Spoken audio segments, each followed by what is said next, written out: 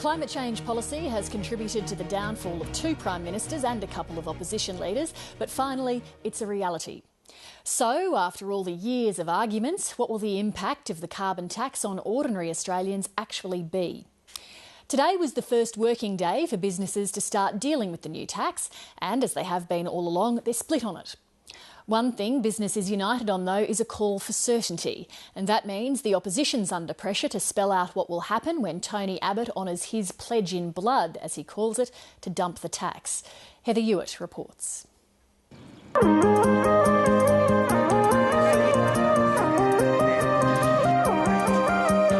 The reason for putting a price on carbon is because it's the right thing to do for our nation's future. My pledge in blood, as I've described it, with the Australian people, is that there will be no carbon tax under a government I lead.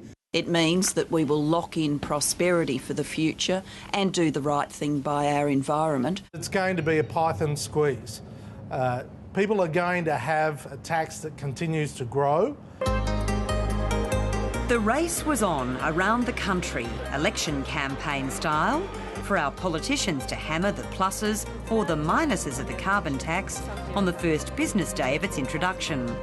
Though if we heed the advice of the Prime Minister, maybe we don't have to listen to them at all. This is the opportunity for Australians to judge for themselves, not based on what the politicians tell them.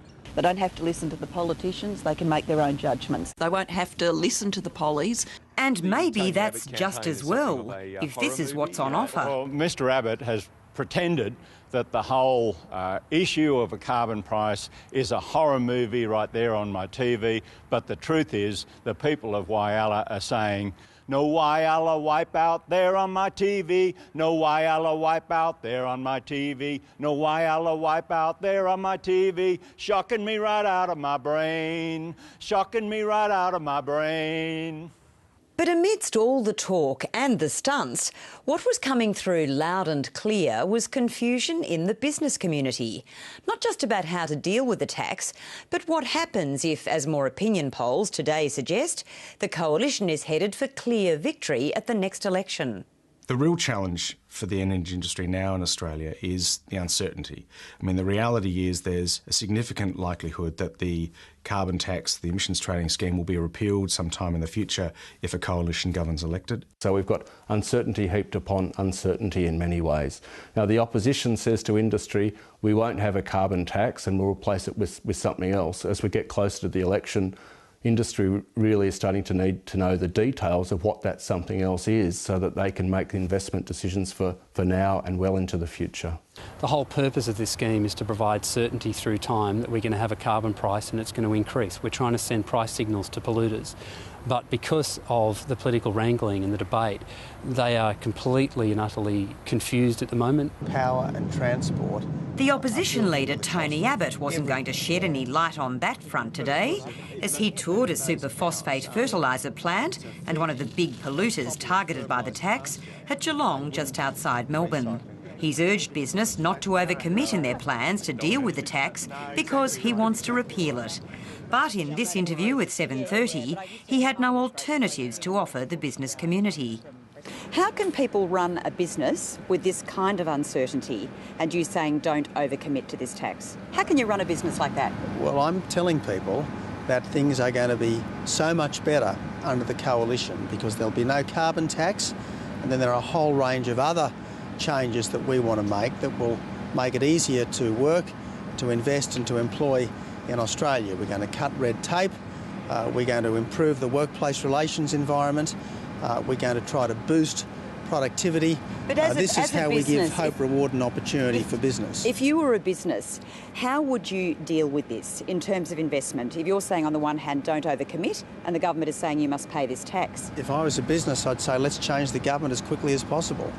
Are you asking business to basically take a gamble on the next election result, to plan according to the next election? No, I'm saying to business, if you want a secure future, you will get as secure a future as a government can give you under the coalition. It's a line that may not wash indefinitely with the business community in the lead up to the election that looks at least a year away. They want answers now and are becoming anxious about the opposition's lack of detail. This is a big question for industry of what comes next if we're not to have a carbon tax. What they'd like is some certainty around policy and policy direction more generally. We've heard a lot from the opposition about measures around soil and the like, and taking away the carbon tax. With industry, what they need to know is, well, what comes next? How will an opposition policy look? And this is impacting on investment decisions down the track. What concerns us is that we need some kind of stability. We need a long-term agreed vision for Australia so that whichever party is in office, whatever the politics plays out and the economy plays out over the next generation, we still stick to the plan that we've agreed to. And then we can invest with certainty. At the moment, we don't have that certainty, and that's creating real tensions for the industry over the next decade.